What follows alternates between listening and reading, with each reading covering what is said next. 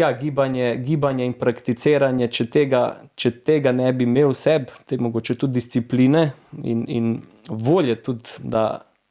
vztrajaš v nečem in greš tako daleč, da pa lahko sploh rečeš, ta praksa pa res, ta košček mi je dala, pa ta košček mozaika, sem pa tam dobil, tukaj sem pa tega dobil. To prakticirati, ne sklepati, ne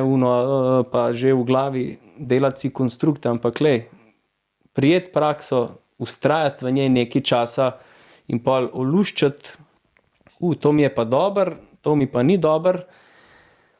in iti naprej. In pa te itak življenje pelje na novo stopničko in tam nekaj spoznaš, pa spet dobiš neko prakso. In vsaj moja izkušnja je bila taka, če ne bi v vsaki tej točki se ustavil, sprakticiral, izkusil, pa tudi ne bi bilo primerne lekcije na koncu. Več znanja mentalnega nam danes več ne bo pomagalo, ker mentalnega, racionalnega znanja, teorije